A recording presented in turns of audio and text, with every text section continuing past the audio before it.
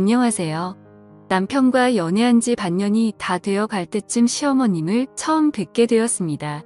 절 보시고는 마음에 들어 하셨고, 저희 둘은 생각지도 못한 결혼을 진행하게 되었어요. 전 인천에 살고 있었고, 남편은 부산 사람이거든요. 일주일에 한 번 보냐 데이트 중이었는데 장거리다 보니 왕복이 힘들고 들어가는 돈도 만만치 않더라고요. 그래서 그러셨는지 시어머니는 결혼을 서둘러야 한다 하셨고, 생각보다 결혼이 빨리 진행되었어요.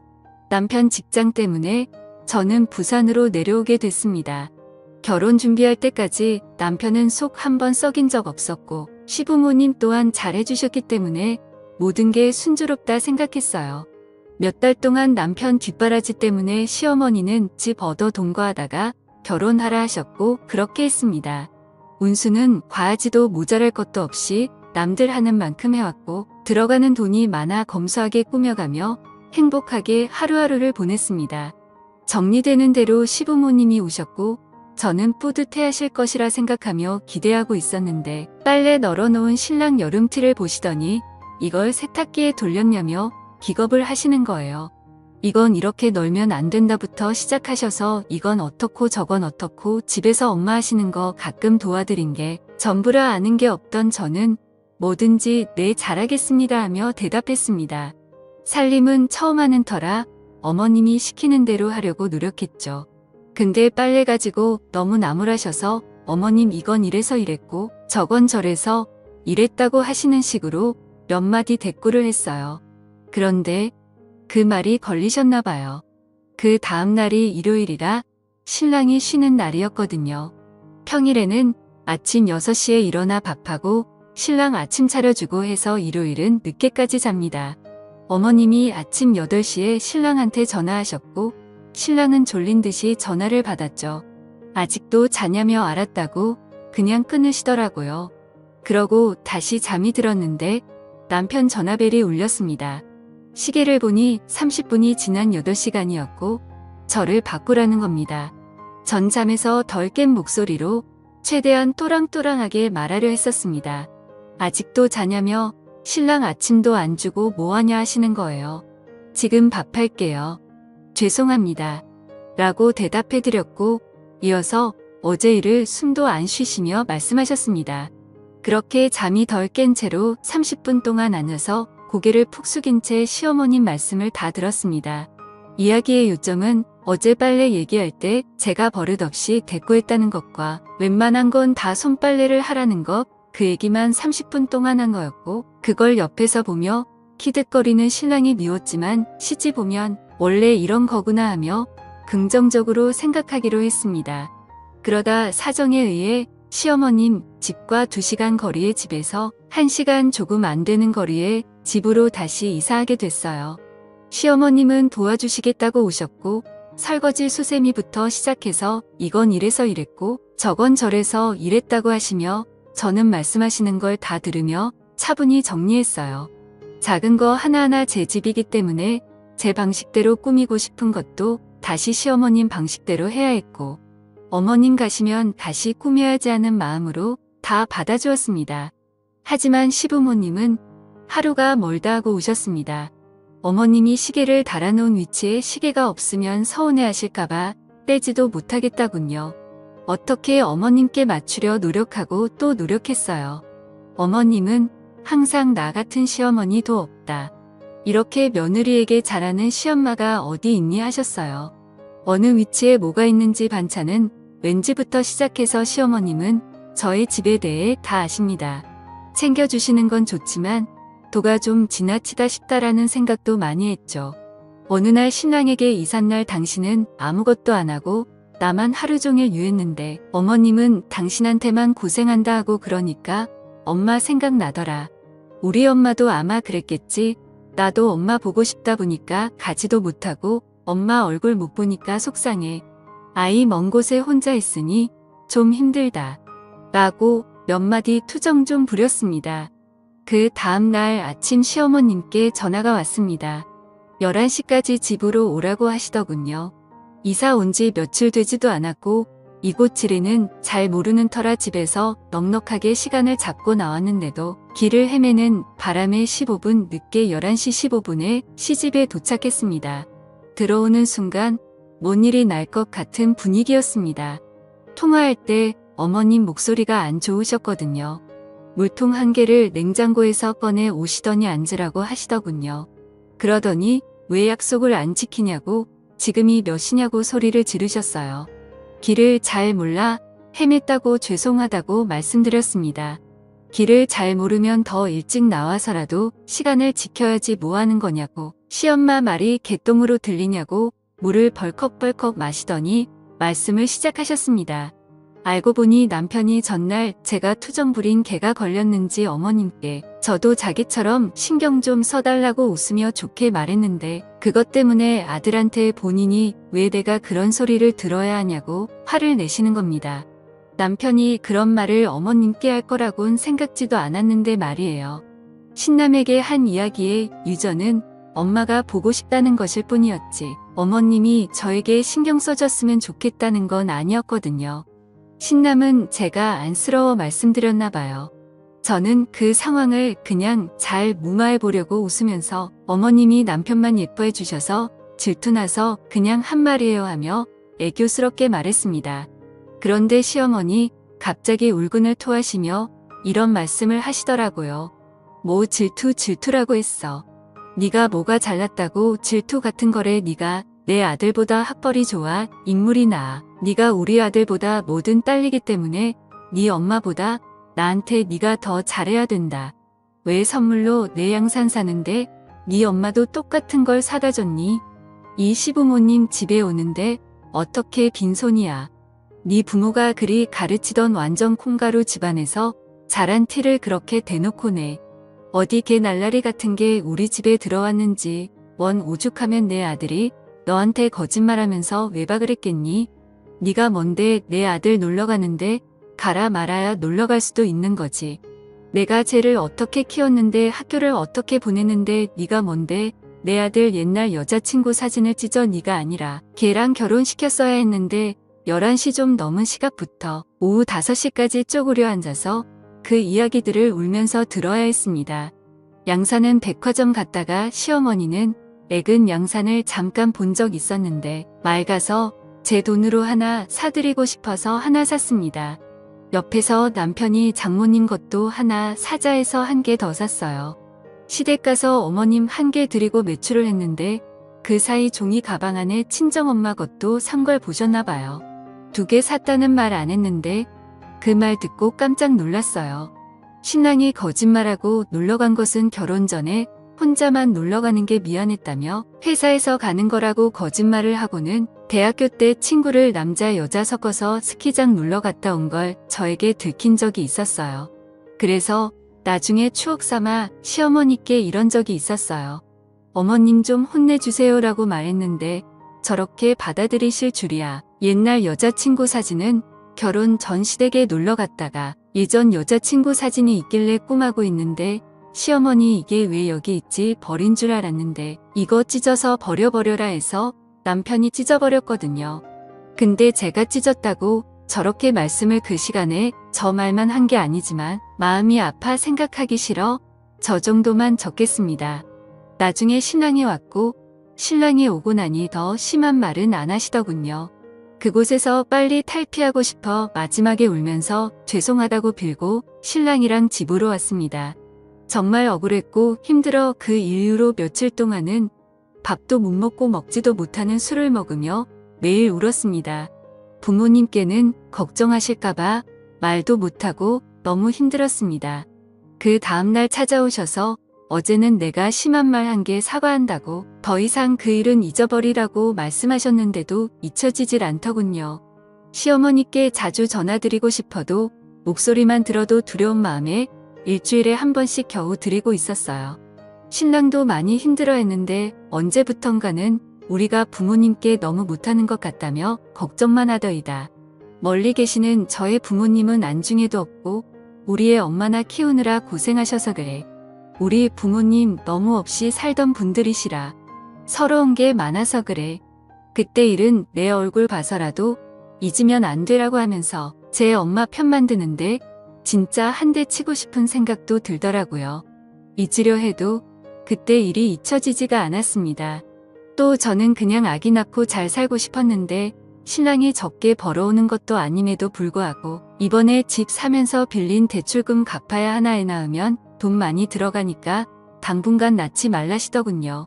이제 저도 좀 있으면 30인데 이 집에 들어와서 제 의견 같은 건 아무것도 쓸모가 없었습니다. 이곳에 와서 제가 의지할 수 있는 건 남편뿐인데도 지 엄마한테 싫은 소리 한마디만 해도 마음 아파하는 효자이기 때문에 이러지도 저러지도 못했습니다. 모두 다 때려치고 엄마한테 달려 가고 싶은 맘뿐이었습니다. 그러다 보니 남편과 말다툼이 잦아졌습니다. 그럴 때마다 CM이라는 인간은 저한테 어디 천한 남편한테 큰 소리를 했고 저는 당신은 이제 어머님한테 우리 다툰 것까지 이야기하냐고 따졌습니다. 매일 반복 지극지극했어요. 그리고 얼마 후 남편이 다른 여자를 만나는 걸 알게 된 겁니다.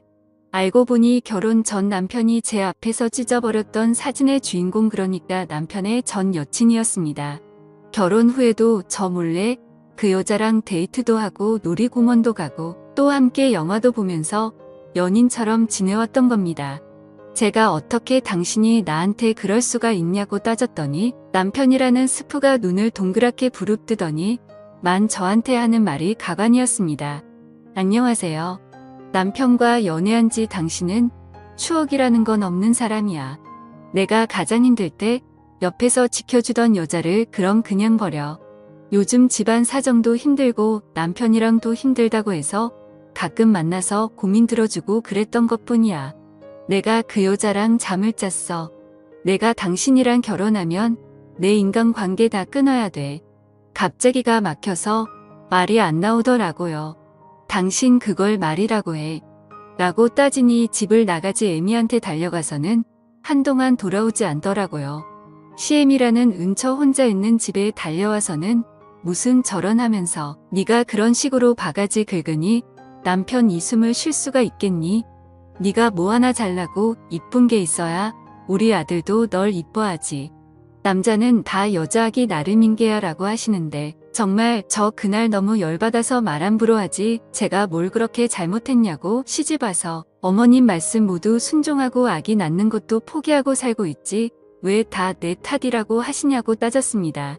그렇게 제가 싫으시고 못마땅하면 이혼하겠다고 당신 아들 그냥 때리고 평생 사시라고 나는 당신이랑 당신 아들 모두 감당 못하겠다고 위자료 준비하라고 큰 소리를 쳤죠. 그랬더니 어머님 엄청 놀라는 눈치였습니다. 저는 어머님 앞에서 당장 짐을 싸서 친정에 갔습니다. 정말 이혼할 각오를 하고요. CM이는 제 짐을 뺐더니만 어디 어른 앞에서 건방지게 뭐하는 짓이냐고 네 애미 애비한테 그렇게 배워먹었냐고 소리를 지르시더라고요. 그래서 저도 큰 소리로 왜 자꾸 우리 부모님 욕하시냐고 우리 부모님이 도대체 어머님한테 뭘 그렇게 잘못했냐고 따지니 저를 이렇게 키운 게 큰 잘못이라고 하시대요. 더 이상 할 말도 없고 말도 섞기 싫어서 나왔습니다. 그렇게 한 달이 지났습니다. 저는 편의점 아르바이트를 시작했어요. 걱정하는 부모님 얼굴도 보기 힘들었지만 다시 그 집에 들어가는 게 더 힘들더라고요. 버는 돈 없이 부모님께 손 벌리는 것도 싫었기에 일을 시작한 겁니다. 그동안은 남편은 하루가 멀다 하고 연락을 했습니다. 우리 엄마 걱정 그만 시키고 당장 와서 무릎 꿇고 빌고 돌아오라고요. 남편은 자기가 바람핀 것도 아닌데 왜 제가 집을 나가냐고 이제 좀 철 좀 들라고 저한테 다그치더라고요. 어이가 없어서 정말. 그래서 제가 딱 잘라 말했습니다. 내가 정말 들어가길 원하면 네가 만나는 여자들 다 정리하고 네 부모랑 나 사이에서 처신 잘하라고요.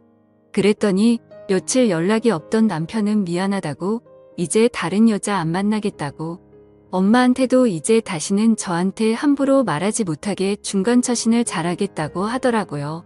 저는 저희 부모님 걱정시키는 것도 싫고 또 남편을 믿고 싶은 마음이 남아있던지라 못 이기는 척 다시 집에 왔고 그 후로 CM이도 또다시 저희 집에 찾아와서 잔소리를 하기 시작했습니다. 그때마다 저는 남편에게 전화를 했어요.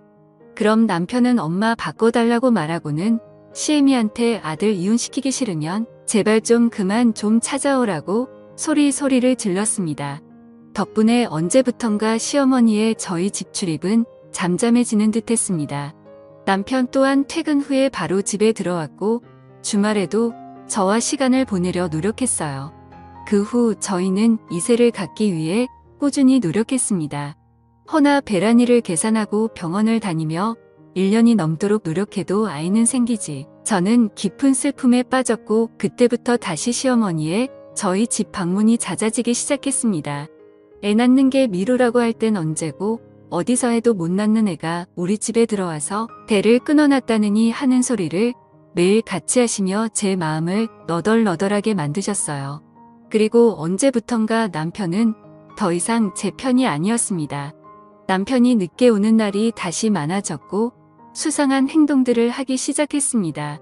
저는 그리고 결국 남편의 뒤를 한번 켜보기로 했습니다. 그리고 남편이 퇴근하는 시간 1시간 전부터 남편 회사 입구가 잘 보이는 카페에 안아지려 봅니다. 그런데 남편 퇴근 시간이 한참 지났는데도 회사에서 나오질 않는 겁니다. 이상하다 싶어서 1시간, 2시간, 5시간 계속 기다리는데 남편에게 연락이 왔습니다.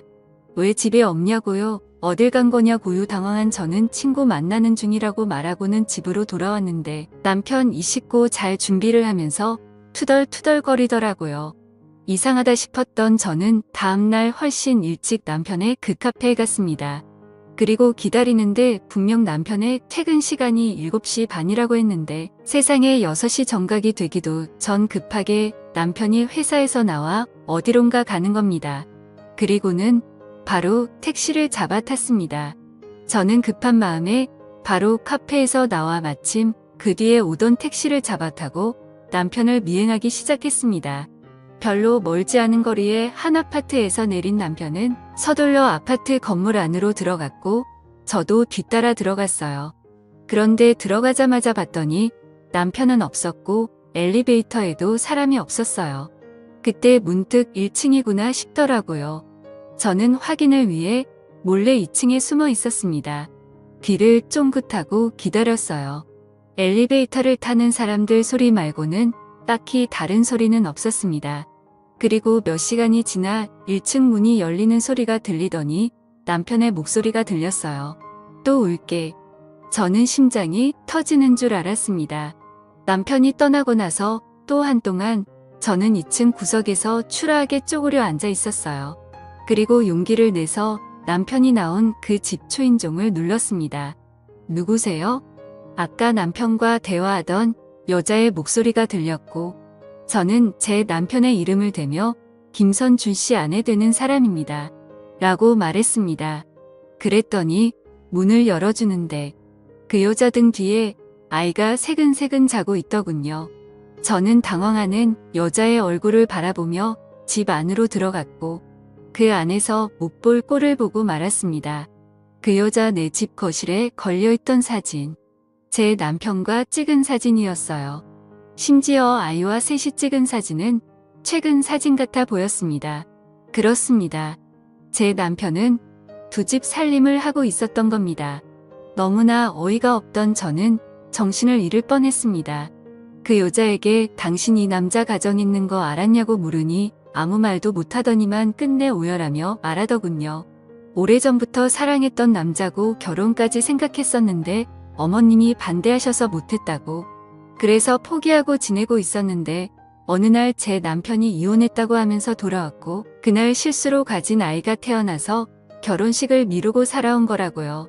시어머니도 이 사실을 아시냐 했더니 어머님도 이혼했다고 분명히 말했고 아이를 가지고 나서부터는 정말 며느리처럼 잘 대해주셔서 생각도 못했다고 하는데 저한테는 애기 미루라고 종용했던 사람이 막상 숨주가 생기니 그렇게 좋았나 봅니다. 정말 눈물만 나더라고요. 그러면서 정말 본인도 몰랐다고 뭔가 이상하다고 생각은 했지만 뱃속에 아이 때문인지 의심이 드는 일이 있어도 무시하려고 애쓰고 살아왔다고. 그런데 제가 김선준 씨 아내 되는 사람이라고 말하는 순 모든 것들이 이해가 됐다고 본인도 피해자라고 하더라고요. 그런데 이 여자, 저한테 이렇게 알게 된 게 그냥 자기 아이 아빠랑 이혼을 좀 해주라고 하더라고요. 저는 그렇게는 못하겠다고, 당신이 진짜 아무것도 몰랐다는 거 못 믿겠고, 당신한테 상간녀 소송도 하겠다고 했더니 본인은 정말 아무것도 몰랐다고 하면서도 자꾸만 우리 아이를 봐서라도 제발 그냥 조용히 이혼해달라고 하고 말하면서 우는데, 지 엄마가 우니 그 엎혀있던 아이도 서럽게 울더라고요. 마음이 약해져선 다시 집으로 들어가니 남편이 있었고, 남편은 왜 요즘 당신 늦게 들어오냐고, 도대체 어떤 놈을 만나고 오는 거냐며 추궁을 하더이다. 지가 그런 짓거리들을 하고 다니 미남도 그럴 거라고 믿나 보더이다. 저는 어떻게 하면 시애미를 비롯해서 남편 그리고 그놈에게 복수를 할 수 있을지 고민이 됐습니다. 이대로 당하고 살아선 안 되잖아요. 저는 소송을 이기기는 방법밖에는 없단 생각에 증거를 모으기로 했고, 그날 밤 그 여자에게 전화를 걸어 통화 내용을 녹음했습니다. 저는 그 여자가 의심하지 않게끔 나 몰래 내 남편 만난 게 솔직하게 말해라. 모든 것을 몰랐다는 게 나는 믿을 수 없다. 솔직하게 말해주면 내가 용서해주고 이혼해주겠다고 했어요. 그랬더니 그 여자 정말 몰랐다고 하더라고요. 미안하다고 하면서 말이에요. 나는 남편이 그녀를 만나는 장면을 다시 미행해서 증거를 잡기 위해 다음 날 또 남편의 직장 앞에서 기다리고 있었습니다. 남편이라는 놈은 또 신나게 6시 좀 안 되게 나와 택시를 잡더군요. 나는 미리 불러놓은 택시를 잡아 타고 남편을 따라갔습니다. 그런데 남편은 그 아파트로 가는 게 아니라 다야가 원농촌으로 들어가던 이만한 빌라 앞에서 내리더라고요. 아직도 그 빌라 이름이 기억이 나네요. 한마음 빌라. 빌라 이름과는 반대로 이놈 마음은 도대체 몇 개인지 모르겠더라고요. 또 어떤 년을 만나러 왔나 싶어 뒤따라 들어갔는데 그 빌라 꼴에 엘리베이터가 있는데 남편이 들어가고 나서 3층에서 멈추더라고요. 오, 3층이구나. 나는 뒤따라 엘리베이터를 타고 4층에서 내려 1층을 내려갔습니다. 혹시라도 엘리베이터 앞에서 마주칠 것을 대비해서 말이에요. 남편은 이미 사라져 있었고 1층에 두 집이 있었던 터라 어떤 집에 들어갔는지 알 수가 없었어요. 나는 배달의 민족으로 짜장면과 짬뽕을 두 집 모두에 주문했습니다. 배달원은 10분도 안 돼 와주었고 두 집의 초인종을 눌렀어요. 그러자 한쪽 집에는 아무도 없는지 나오지 않았고 한쪽 집에서는 남편의 목소리가 들리더니 배달원이랑 뭐라 대화를 하더니 배달원을 돌려보내더라고요. 나는 문이 닫히는 소리를 듣고 그 배달원을 조용히 불러서 내가 시킨 거라고 말하고 짜장면과 탕수육을 받아들이고, 그리고는 짜장면 비닐 포장을 벗기고 조용히 다시 초인종을 눌렀어요. 인터폰에 제 얼굴이 찍힐까봐 한쪽 구석에 숨어서 초인종을 눌렀고 바로 또 문이 열렸습니다. 나는 핸드폰 카메라를 펴서 문이 열린 틈을 찍었습니다. 그리고는 못 볼 꼴을 보고 말았네요.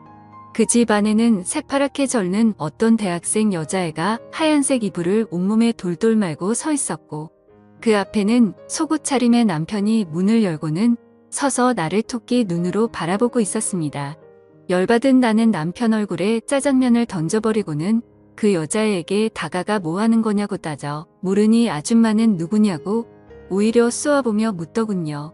내가 이 사람 아내가 되는 사람이라고 하니 정말 몰랐는지 깜짝 놀라며 제 남편을 쏘아보며 오빠 유부남이냐고 따지는데 이놈은 정말 몰랐다 싶었습니다. 그리고는 갑자기 무릎 꿇고 진짜 몰랐다고 죄송하다고 비는데 이 여자가 무슨 잘못이 있겠나 싶어 제 남편 싸대기를 미친 듯이 갈기며 당신 가만 안 둘 거라고 말하고 집에 돌아왔어요. 그리고 그 영상을 남편의 애를 낳은 내연녀에게 보내고는 잠수를 탔습니다. 전화기를 꺼버리고 친정집에서 아무것도 못하고 누워만 있었어요. 알아서 니놈들이 잘 해결해봐라. 그런 심산이었어요. 그리고 아무것도 할 수 없을 만큼 심신이 지치기도 했고요. 나중에 알고 보니 그 내연녀 제 남편이랑 정리하기로 하고 남편을 상대로 소송을 걸었더군요. 또 그 소식을 알게 된 손주 생겨서 좋아했던 시애미는 충격에 쓰러져 병원에 입원 중이라고 했습니다. 남편 새끼는 그제서야 휴가까지 써서 저한테 매일 같이 찾아와서 잘못했다고 비는데 더 밟아줄 생각이었습니다. 그런데 입원했다던 시어머님이 저희 친정에 오셔서는 미친 듯이 초인종을 누르시더라고요. 저랑 저희 부모님은 놀라 문을 열어드렸는데 환자복을 입고는 오셔서는 제 앞에서 무릎을 꿇으며 제발 본인 손주 잃지 않게 해달라고, 자기한테 하나밖에 없는 핏줄, 자기한테 다시 돌아올 수 있게 도와달라고, 그 여자 그러니까 큰 내연녀한테 제발 잘 좀 말해달라고 비시는 겁니다. 말도 안 나와서 저는 결국 경찰을 불렀고, 경찰들은 순간 오열하고 있던 환자복을 입은 어머니니 정신병원에서 나온 줄 알았다고 하시더라고요. 그 모습을 제 남동생이 모두 찍었고, 저는 소송에서 하나의 증거로 또 사용할 수 있게 되었습니다. 이제부터 본격적으로 이혼 소송을 준비하려 합니다. 감사합니다.